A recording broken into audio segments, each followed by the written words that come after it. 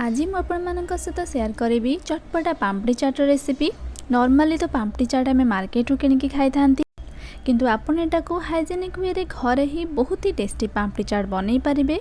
तो वीडियो को पूरा लास्ट टाइम देखंतु। तो पापड़ी चाट बनाइबा प्रथम आम खट्टा मीठा चटनी बनै नबा। तापाई एठी मु किछि तेंतुली को 4-5 घंटा हलाणी गरम पानी रे भिजेक रखिथिली। तापर एठी मु गोटे बाउल पानी गुड़ नै जाइछि। आपण सुखा गुड़ मध्ये यूज करि परिबे, नहले चीनी मध्ये ता बदल यूज करि परिबे। तापर एठी मु गोटे चम्मच हब भजा लंका और जीरार गुंड नैछि। तापर एठी मु कलर पाई गोटे चम्मच काश्मीरी लंका गुंड आउ किछि लुण नैछि।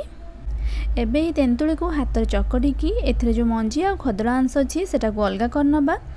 आपन पाखर जदि अधिक समय नथिबो तेबे एटा को गोटे घंटा पाई मध्ये पानी रे सोक करिकी, नहले सांगे सांगे नॉर्मल वाटर रे सोक करले मध्ये इजीली तार जो मंजीटा बाहर जिवो।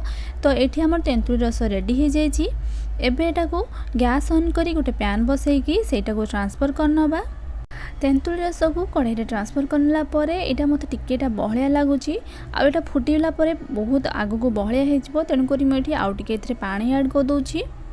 तो गोटे कप पाखापाखि हम तेंतुली रस, तापाई एठी मु 2 कप गुड़ नैछि। गुड़ बदल रे आपण चीनी मध्ये यूज करि परिबे, किंतु जोटा भी यूज करचोंते टिके अधिक अमाउंट रे यूज करिवे, कारण एटा खट्टा मीठा चटनी तो मीठा टिके अधिक अमाउंट रे देबे। गुड़ को तेंतुली रस सहित पूरा भल भाव में स्पाचुला साहाय्य मिक्स कर नबा।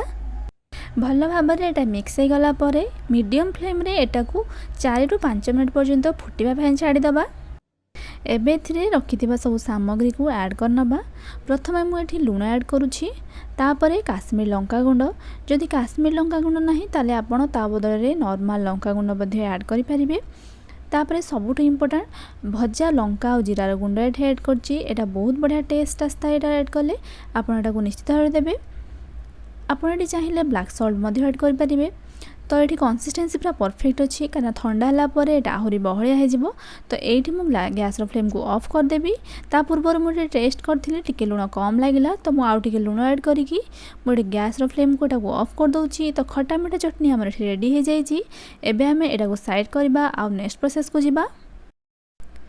तो सेकेंड आम ग्रीन चटनी बनै नबा। तापाई एठी मो फ्रेश पूरा गोटे बिड़ा धनिया पत्र नहीं जाइछि। एठी आपण फ्रेश धनिया पत्र और पुदीना पत्र यूज करंतु, चटनी टेस्ट बहुत भल आसीबो।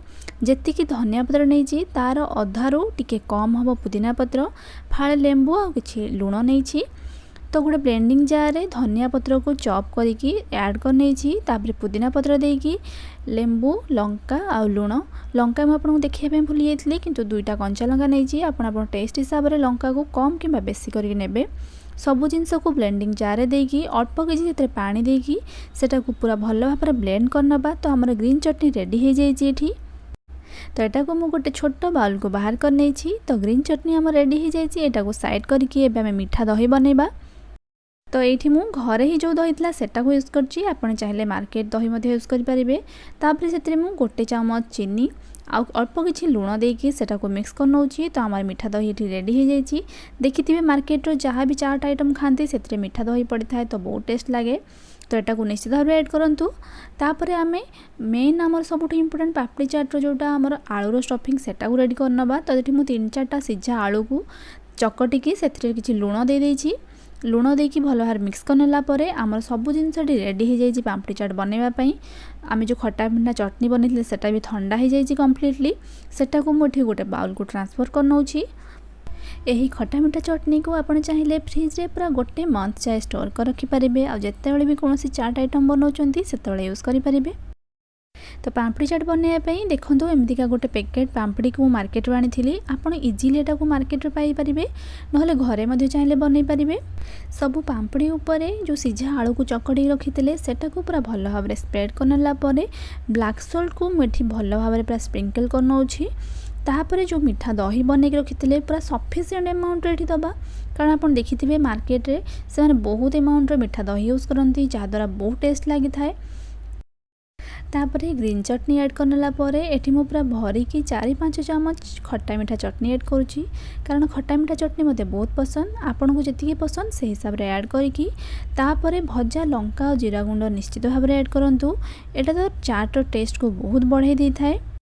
तापर एठी मु चाट मसला को स्प्रिंकल कर नौछि। चाट मसला आगु कौन जिनस भी ऐड हैनी तो पूरा सफिशिएंट अमाउंट रे देबे। चाट आइटम बनाउछंती तो चाट मसला तो निश्चित भाव में अधिक अमाउंट रे दियंतु, बहुत टेस्ट लागिबो। गोटे पियाज आ किछि धनिया पत्र को काटिक रखिथिली सेटा को पाम्पड़ी चाट ऊपर दे दउछि।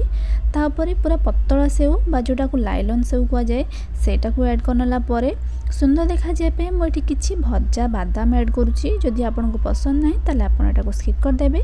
तो हमर रेडी हो जाइछि पूरा चटपटा पाम्पड़ी चाट। देखि पारुथिबे केते चटपटा देखा हो पाम्पड़ी चाट, देखिकी ही इच्छा होथबो खाइबा पई। तो आपण एटा को बनैकी इवनिंग स्नैक्स रे निज परिवार लोकन सहित एंजॉय करि पारिबे। छोट पिलांगठु बड़ जाए समस्त एटा को खाइकी बहुत खुशी हेबे। आ सबुठु बेस्ट पार्ट होची एटा को आपण हाइजेनिक वे रे बनाउचंती, तेनु करी आपण एटा को निश्चित भाबे थरे ट्राई करंतु।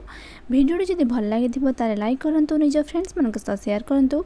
आ चैनल जदि नुआ अछंती तारे जल्दी जल्दी चैनल को सब्सक्राइब करके साइड रे बेल आइकन को प्रेस कर नियंतु, जहा द्वारा नेक्स्ट वीडियो को आपण मिस करिवे नाही। Thank you.